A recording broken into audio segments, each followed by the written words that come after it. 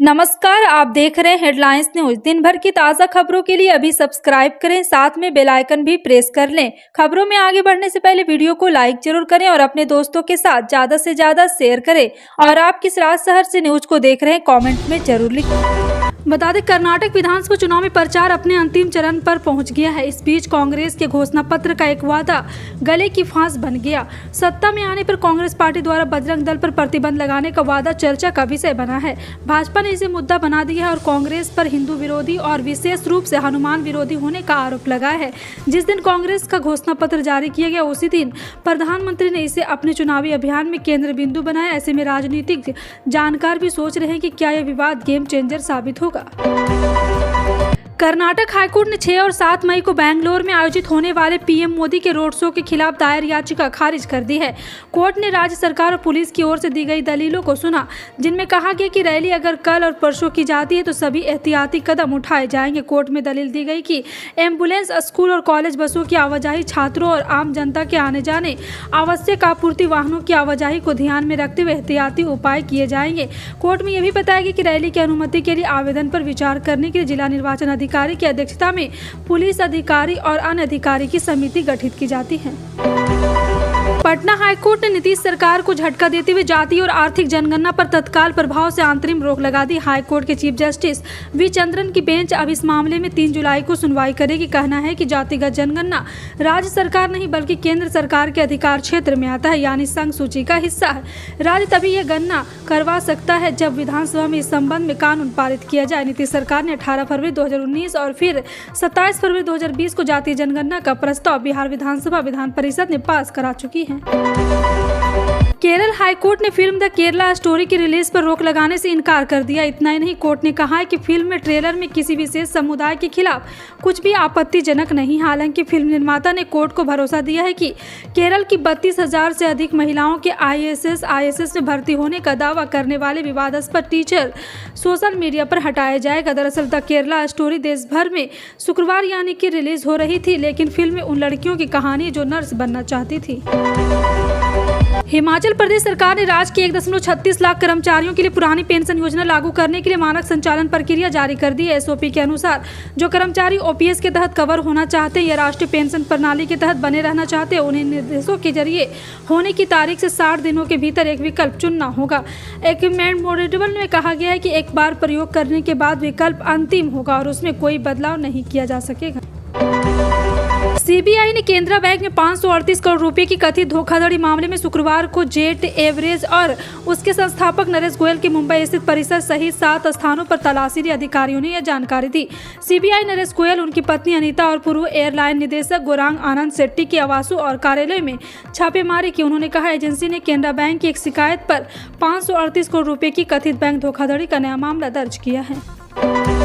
शरद पवार ने एनसीपी अध्यक्ष पद से अपना इस्तीफा वापस ले लिया है। अब वो आगे भी एनसीपी के अध्यक्ष बने रहेंगे। उन्होंने शुक्रवार को मुंबई में एक प्रेस कॉन्फ्रेंस कर इसकी घोषणा की।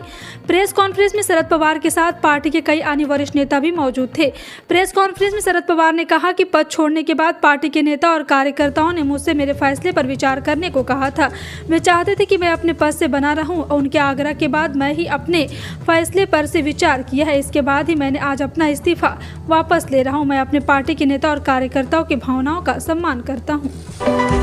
देश में बढ़ती हुई महंगाई की इस दौर में आम उपभोक्ताओं के लिए अब एक राहत की खबर सामने आ रही है। अंतर्राष्ट्रीय बाजार में अलग अलग खाने पीने की तेल कीमतों में आई गिरावट का असर अब देश की बड़ी अनाज मंडियों में दिखने लगा है। थोक बाजार और मंडियों में खाने पीने की तेल की कीमत गिरने लगी है। थोक व्यापारी के मुताबिक पिछले 2 हफ्तों में अलग अलग खाने पीने की तेल कीमत में औसतन 10 से 15% तक की गिरावट आई है। दिल्ली की सबसे बड़ी अनाज मंडी में पिछले 2 हफ्ते में सभी तरह के खाने पीने के तेल 10 से 15% तक सस्ते हुए हैं। मेघालय की राजधानी शिलांग में कुकी और मैती समुदाय के छात्रों के बीच शुक्रवार को झड़प हो गई। इस झड़प में पुलिस ने 16 लोगों को गिरफ्तार किया। ये सभी शिलांग कॉलेज और यूनिवर्सिटी में पढ़ने वाले छात्र हैं। पूर्वी खासी हिल्स जिले के और पुलिस अधीक्षक सिल्वेस्टर नागेस्टर ने कहा है कि शिलांग के नॉनग्रीम हिल्स इलाके मणिपुरी, कुकी और मैती समुदाय के छात्रों के बीच गुरुवार की रात लड़ाई शुरू हुई। इस झड़प में 2 लोगों की मामूली चोटें आई। पुलिस ने मारपीट पर काबू पाने के बाद 16 लोगों को गिरफ्तार कर लिया। बुद्ध पूर्णिमा के अवसर पर शुक्रवार को विज्ञान भवन में भारतीय बुद्ध संघ द्वारा आयोजित सामाजिक समरसता सम्मेलन में भाजपा के वरिष्ठ नेता मुख्तार अब्बास नकवी ने शामिल हुए हैं। उन्होंने इस मामले को संबोधित करते हुए कहा है कि बोलने की आज़ादी को बेतुके बयान को ढाल न बनाकर सद्भावना के तौर पर इस्तेमाल करना चाहिए। उन्होंने कहा गौतम बुद्ध सामाजिक समरसता और समावेशी सांस्कृतिक प्रतिबद्धता के ध्वजवाहक थे। उनके सिद्धांत और नीति देश की सभी परेशानी और मानवता का सर्वश्रेष्ठ उपाय है। वह एक सामाजिक एकता और समानता के दूत थे। पाकिस्तान के विदेश मंत्री बिलावल भुट्टो जोरदारी ने शुक्रवार को गोवा में एससीओ विदेश मंत्रियों की परिषद की बैठक को संबोधित करते हुए कहा, शांति की संभावनाओं का अंदाजा तब लगाया जा सकता है जब महान शक्तियां शांति दूतों की भूमिका निभाए। शंघाई सहयोग संगठन के विदेश मंत्री की बैठक में अपने मुख्य संबोधन में जरदारी ने सामूहिक रूप से आतंकवाद के खतरे को खत्म करने का आग्रह किया। उन्होंने कहा कि हमें कूटनीति बिंदुओं पर बढ़त हासिल करने और आतंकवाद को हथियार बनाने में नहीं फंसना चाहिए। भारत और फ्रांस के बीच द्विपक्षीय संबंध लगातार मजबूत हो रहे हैं। अब खबर आई कि प्रधानमंत्री मोदी जुलाई में फ्रांस का दौरा करेंगे। इस दौरान वो फ्रांस की सबसे बड़ी और सबसे पुरानी सैन्य परेड बैस्टिल डे परेड में बतौर मुख्य अतिथि शामिल होंगे। भारतीय सेना का एक दल भी इस परेड में शामिल होगा। वहीं फ्रांस के राष्ट्रपति इमैनुअल मैक्रों ने प्रधानमंत्री नरेंद्र मोदी द्वारा 14 जुलाई को पेरिस में अतिथि के रूप में इस वर्ष के बैस्टिल डे परेड में भाग लेने के लिए उनके निमंत्रण को स्वीकार करने पर खुशी जताई है। बेमौसम बरसात ने छत्तीसगढ़ के किसानों की कमर तोड़ दी। जिला मुख्यालय से 30 किलोमीटर दूर महिमा गवाड़ी के किसान बेमौसम बारिश की तबाही हो गए और फसल बेचकर मोटी कमाई की आस लगाए किसानों की उम्मीदों पर बारिश ने पानी फेर दिया है। और साथ ही साथ आपको बता दें कि पूरे नारायणपुर जिले में सब्जियों की आपूर्ति करने वाले महिमा गवाड़ी के करीब 300 किसानों को 1.5 से 2 करोड़ रुपये के आर्थिक नुकसान होने की बात कही जा रही। अब ये किसान सरकार से फसल के नुकसान के मुआवजे की राह ताक रहे हैं। चक्रवात मोचा की भविष्यवाणी ने हमारे देश के पूर्वी भाग में रहने वाले लोगों के मन में डर पैदा कर दिया है। मोचा के आने की खबर ने एक बार फिर अम्फान और यास के कहर को याद दिला दिया। मौसम विभाग के अनुसार 6 मई यानी शनिवार को दक्षिणी पूर्वी बंगाल की खाड़ी में एक चक्रवात बनेगा। यह चक्रवात 7 मई को एक निम्न दबाव बना जाएगा। 8 मई यानी सोमवार के डिप्रेशन और गहराएगा। यह सिस्टम एक गहरे दबाव के रूप में विकसित होगा और मध्य बंगाल की खाड़ी की ओर बढ़ेगा। एक गहरा दबाव 9 मई को मध्य बंगाल की खाड़ी के ऊपर एक चक्रवाती तूफान के रूप में विकसित होगा। ईद के मौके पर सलमान खान किसी की भाई किसी की जान रिलीज करके फैंस को तोहफा दिया था, लेकिन लगता है फैंस को वह तोहफा पसंद आता नहीं दिख रहा। दरअसल जहां जैसे तैसे फिल्म ने 100 करोड़ रुपए कमाए तो वह 150 करोड़ की तरफ फिल्म धक्के खाकर बढ़ती हुई नजर आ रही है। ऐसा हम नहीं बल्कि फिल्म के दूसरे हफ्ते का कलेक्शन कह रहा है, जो प्रतिदिन कम हो रहा है। वह 14वें दिन भी फिल्म ने कोई खास कलेक्शन नहीं किया। जी हाँ, आपको बता दें बॉक्स ऑफिस ट्रैकर संचालिका के अनुसार सलमान खान की मल्टी स्टारर फिल्म ने 14वें दिन 1.10 करोड़ की कमाई की है।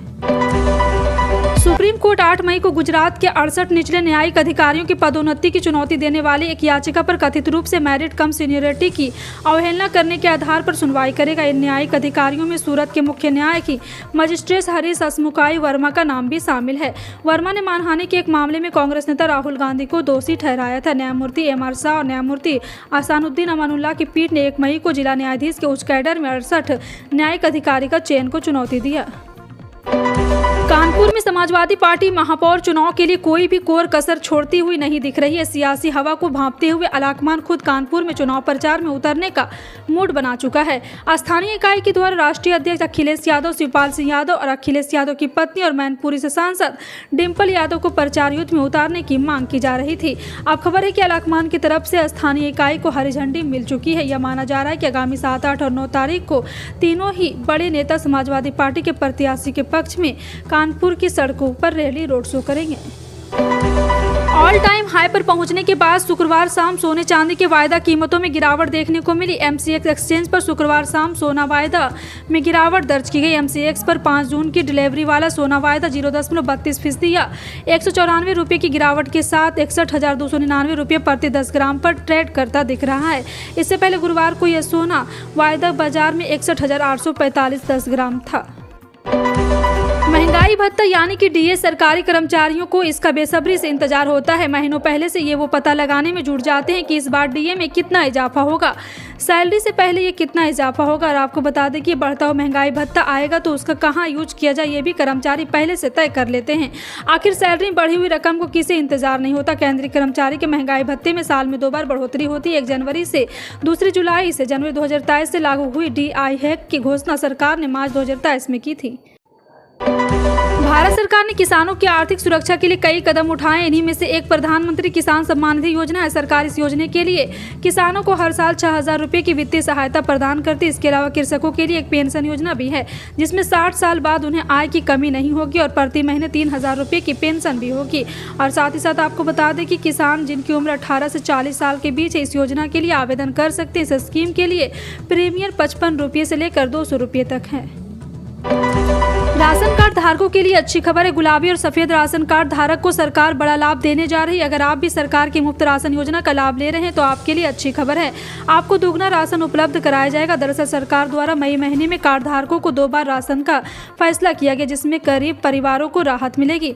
साथ ही साथ आपको बता दें कि दरअसल हरियाणा में अभी तक गरीब परिवारों को अप्रैल महीने के राशन का भुगतान नहीं किया गया, जिससे उन्हें काफी परेशानी उठानी पड़ी है। कार्ड धारकों को अब अप्रैल और मई महीने के राशन का भुगतान एक साथ करने का निर्णय लिया गया है। आपका इन सभी खबरों पर क्या कहना है, कमेंट सेक्शन में टाइप करके जरूर बताएं। इसी तरह की पल पल की अपडेट जानने के लिए जुड़े रहें आप अपने हेडलाइंस न्यूज के साथ। मिलते हैं अगली बड़ी खबर में, तब तक के लिए जय हिंद।